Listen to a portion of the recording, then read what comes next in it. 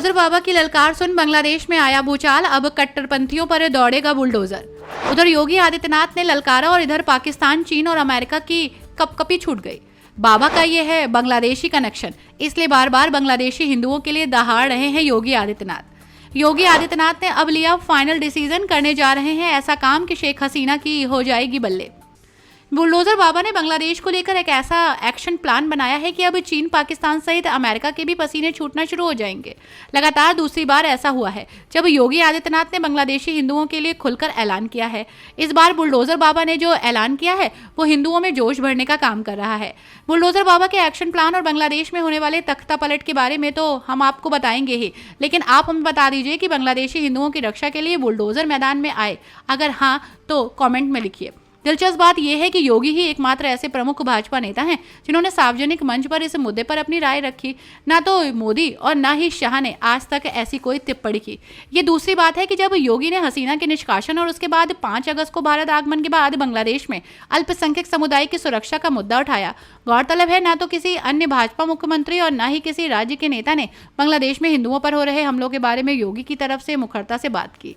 सभी विपक्षी दलों ने केंद्र सरकार को ढाका में संकट से निपटने के लिए अपने हिसाब से बेहतर तरीका अपनाने का अधिकार दिया। साथ ही मोदी सरकार को हर परिस्थिति में अपना समर्थन देने का आश्वासन दिया। विपक्षी नेताओं ने हाल ही में एक सर्वदलीय बैठक में सरकार को यह आश्वासन दिया जिसमें विदेश मंत्री एस जयशंकर ने उन्हें बांग्लादेश की स्थिति के बारे में जानकारी दी।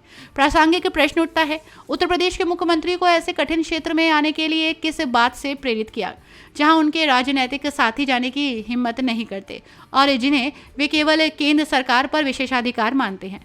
इसका उत्तर संभवतः उत्तर प्रदेश में लोकसभा चुनाव में भाजपा के निराशाजनक प्रदर्शन के बाद योगी की नाजुक स्थिति में निहित है। भाजपा और आरएसएस दोनों ही राज्य में भगवा पार्टी की चुनावी हार के कारणों को खोजने की पूरी कोशिश कर रहे हैं।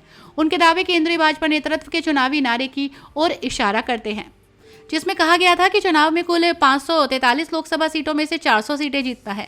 ये एक बड़ी चुनौती है जिसे मोदी के खास शाह ने संभव बनाया, लेकिन उत्तर प्रदेश में भाजपा द्वारा उतारे गए उम्मीदवार मतदाताओं को प्रभावित नहीं कर पाए। इसके बाद ये लक्ष्य पूरा नहीं हो सका।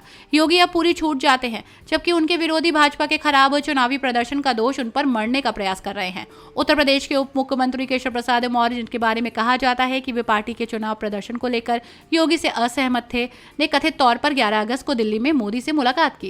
ये पिछले कुछ हफ्तों में मौर्य की शाह और भाजपा अध्यक्ष जेपी नड्डा के साथ उत्तर प्रदेश की राजनीति की जटिल प्रकृति पर चर्चा करने के लिए हुई कई बैठकों का परिणाम है।